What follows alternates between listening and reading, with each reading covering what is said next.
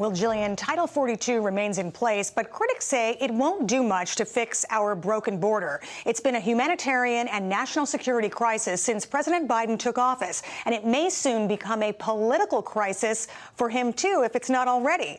The headline of a new Wall Street Journal op-ed reads, "It's Joe Biden's border now. The fight over Title 42 encapsulates all the dysfunctions of immigration policy." Let's bring in the man who wrote that piece, Bill McGurn, Fox News contributor, Wall Street Journal editorial board member, and former chief speechwriter for President George W. Bush. A lot of titles there, Bill. Thanks for coming in today. Always great to see you. Thank you. So, yeah, I want to read a little bit more of what you wrote in that op-ed. You go on to say, were he for once able to rise above himself, he would win whatever the outcome. Either he would succeed in getting an immigration reform where his predecessors failed, or he would win politically by showing that Republicans are the obstacle to improving security at the border. The biggest obstacle, you say, Joe Biden himself. Bill, I know you're familiar with the new book by Chris Whipple that says the president is hopping mad over the lack of solutions at the border, and he was yelling obscenities all around the White House. So what is stopping him from doing something, anything, to help stop this crisis at the border? Well, I think himself. Look, President Biden came in with an explicit plan that was to undo everything Trump did and not necessarily put anything in its place. So the border is already a crisis, even with Title 42. The communities are being overwhelmed.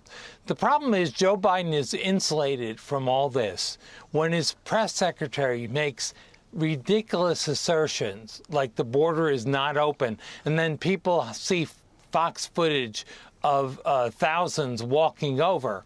It just discredits them. But no one in the Washington press corps wants to ask him embarrassing questions about it. So he largely gets away with it, not going down and visiting when even some local Democratic officials are complaining. The mayor of El Paso, Representative Cuellar, Democrats, saying how bad it is. His policy has been to ignore it, to blame Trump, and then move ahead. And so far, he's largely got away with it. I mean, he names a border czar who will go anywhere in America but the border. I think she visited once. That's it. Yeah, she's been to Europe a number of times, too. But it'll be interesting to see how much longer Joe Biden can resist going to the border. We'll see if he goes there next year. I also think it's interesting that Neil Gorsuch, the Supreme Court justice, teamed up with Ketanji Brown Jackson, to oppose keeping Title 42 in place. Or does Neil Gorsuch have a point? Let's take a look at what he said in his dissent. He says the current border crisis is not a COVID crisis, and courts should not be in the business of perpetuating administrative edicts designed for one emergency only because elected officials have failed to address a different emergency. We are a court of law, not policymakers of last resort. Speaking of policymaking, do you expect that the White House will take the next month or so to come up with any policy for the border? No, nothing real. Look, Justice Gorsuch is exactly right. What we have is a health care policy masquerading as an immigration policy. The critics are right, the attorney generals, that if 42 went, they'd be just overwhelmed by even more immigration. But they're not doing the job now. The answer is really for Congress to set up an immigration system that they want. One that works, that processes the court claims faster, that enables people to return those crossing illegally.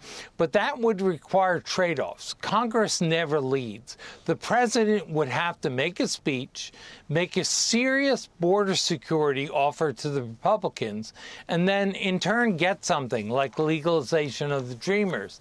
That's what a president who's a leader would do. But I think Biden is incapable of it. He just shows he'd rather morally preen and virtue signal than anything else. So I think we're liable to see it get worse and muddle along. Well, Republicans they have the majority next year, although a slim one. So let's see if there can be some give and take, as you mentioned, some negotiation that can take place.